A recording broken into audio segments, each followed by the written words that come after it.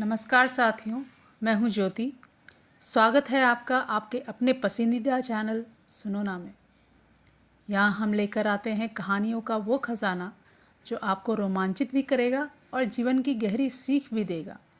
अगर आप कहानियों के शौकीन हैं तो अभी सब्सक्राइब करें और चलिए चलते हैं आज के इस जादुई सफ़र पर। फिर राजा विक्रम ने शमशान जाकर बैताल को पेड़ से उतारा और अपने कंधे पर लाद लिया। जैसे ही विक्रम ने चलना शुरू किया, बैताल ने कहा, राजन, रास्ता लंबा है। चलो, समय बिताने के लिए मैं तुम्हें एक कहानी सुनाता हूँ। ध्यान से सुनना, क्योंकि अंत में मैं तुमसे एक प्रश्न पूछूंगा। अगर तुमने उत्तर जानते हुए भी मौन साध लिया तो तुम्हारे सिर के टुकड़े टुकड़े हो जाएंगे। यह विक्रम बैताल की दूसरी कथा है। आज की कहानी है एक लड़की और उसके 3 प्रेमी का। चलिए सुनते हैं यह दिलचस्प कहानी। प्राचीन काल में यमुना तट पर ब्रह्मस्थल नामक एक गांव था, जहां अग्रस्वामी नामक एक विद्वान ब्राह्मण रहता था। उसकी एक अत्यंत रूपवती गुणवती पुत्री थी, जिसका नाम मंदाकिनी था। जब वह ब्याह के योग्य हुई तो उसके माता पिता और भाई को चिंता हुई। संयोग से एक दिन जब ब्राह्मण अपने किसी यजमान की बारात में गया और भाई पढ़ने गया, तभी उनके घर में एक ब्राह्मण का लड़का आया। मंदाकिनी की माँ ने उसके रूप और गुणों को देखकर उससे कहा कि मैं तुमसे अपनी बेटी का ब्याह करूँगी। ब्राह्मण पिता को भी एक दूसरा लड़का मिल गया और उसने उस लड़के को भी यही वचन दे दिया।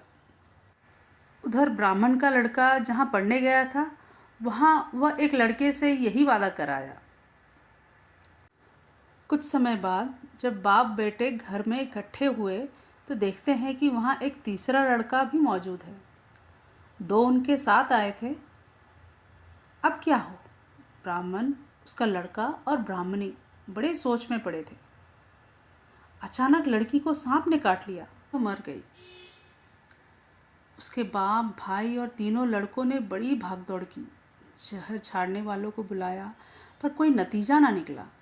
सब अपनी अपनी करके चले गए। दुखी होकर वे उस लड़की को शमशान ले गए और क्रियाक्रम कराए। तीनों लड़कों में से एक ने तो उसकी हड्डियां चुन ली और फकीर बनकर जंगल में चला गया। दूसरे ने राख की गठरी बांधी और वहीं झोपड़ी डालकर रहने लगा। तीसरा योगी होकर देश देश घूमने लगा। एक दिन वह तीसरा लड़का घूमते घूमते किसी नगर में पहुंचा और एक ब्राह्मणी के घर भोजन करने बैठा। जैसे ही घर की ब्राह्मणी भोजन परोसने आई तो उसके छोटे लड़के ने उसका आंचल पकड़ लिया। बहुत कोशिश करने पर भी बच्चा आंचल नहीं छोड़ रहा था, तो ब्राह्मणी को बड़ा गुस्सा आया। उसने अपने लड़के को झिड़का, मारा, पीटा, फिर भी वह ना माना तो ब्राह्मणी ने उसे उठाकर जलते चूल्हे में पटक दिया। लड़का जलकर राख हो गया। ब्राह्मण बिना भोजन किए ही उठ खड़ा हुआ। घर वालों ने बहुतेरा कहा, पर वह भोजन करने के लिए राजी ना हुआ। उसने कहा, जिस घर में ऐसी राक्षसी हो उसमें मैं भोजन नहीं कर सकता। इतना सुनकर वह आदमी भीतर गया और संजीवनी विद्या की पोथी लेकर एक मंत्र पढ़ा। जलकर राख हो चुका लड़का फिर से जीवित हो गया। यह देखकर ब्राह्मण सोचने लगा कि अगर यह पोथी मेरे हाथ पड़ जाए तो मैं भी उस लड़की को फिर से जीवित कर सकता हूँ। इसके बाद उसने भोजन किया और वहीं ठहर गया। जब रात को सब खा पीकर सो गए तो वह ब्राह्मण चुपचाप वह पोथी लेकर चल दिया। जिस स्थान पर उस लड़की को जलाया गया था, वहाँ जाकर उसने देखा कि बाकी दोनों लड़के भी वहीं थे। इस ब्राह्मण के यह कहने पर कि उसे संजीवनी विद्या की पोथी मिल गई है और वह मंत्र पढ़कर लड़की को जीवित कर सकता है, उन दोनों ने हड्डियां और राख निकाली। ब्राह्मण ने जैसे ही मंत्र पढ़ा, वह लड़की जीवित हो उठी। जैसे ही वह जीवित हुई, तीनों युवकों में उसे पाने की होड़ मच गई। मंत्र जानने वाला युवक बोला, मैंने इसे जीवन दान दिया है, इसलिए यह मेरी पत्नी है। अस्थियों की रक्षा करने वाला युवक बोला, मैंने इसकी रक्षा की है और इसके लिए अपना जीवन समर्पित किया है, इसलिए इस पर मेरा अधिकार है। राख पर सोने वाला युवक बोला, मैंने इसके प्रेम में वैराग्य धारण किया है, अतः यह मेरी है। कहानी समाप्त कर बैताल बोला, हे राजन, अब बताओ कि धर्मशास्त्र के अनुसार इस युवती का वास्तविक पति कौन होना चाहिए। यदि तुमने सही उत्तर नहीं दिया तो तुम जानते हो कि क्या होगा।